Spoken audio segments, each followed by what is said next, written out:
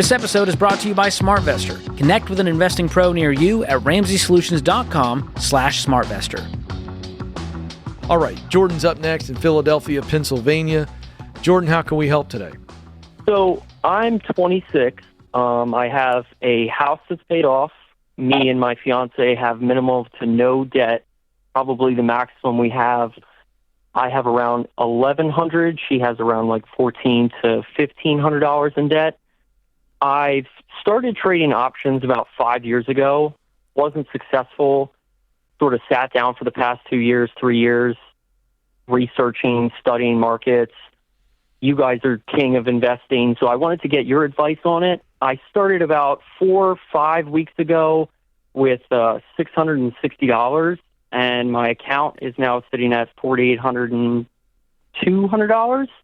So I don't know if I should continue with the strategy that I'm using of trading options, or do I move to a different strategy? Well, you've called the right show and the wrong show. You're not going to like what I tell you to do, and you probably won't do it. I would tell you to stop day trading immediately and focus on long-term wealth building through your normal day job income. Do you have a normal day job? Yeah, so that's actually what got me back into trading, because I started this current position I'm at. I work 4/12 a week, so it gives me 2 to 3 days to day trade. I'm currently making $42.35 an hour, I believe it is, or $32.40.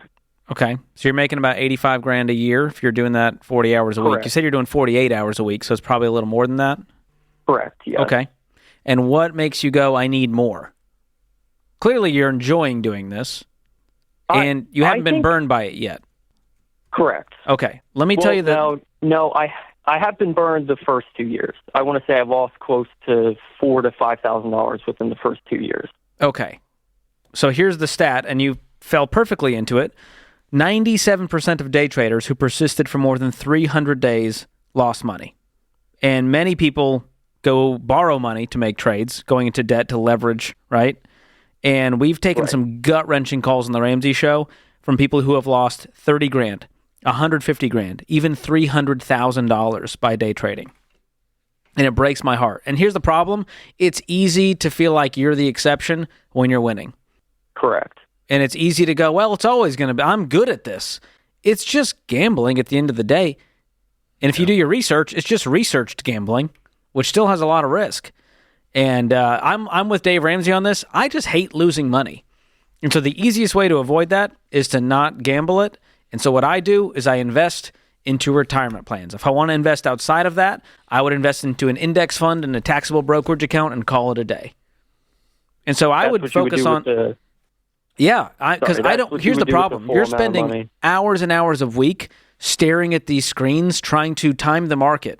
And instead, the better thing to do is, instead of timing the market, is just have time in the market through compound growth and a long-term strategy.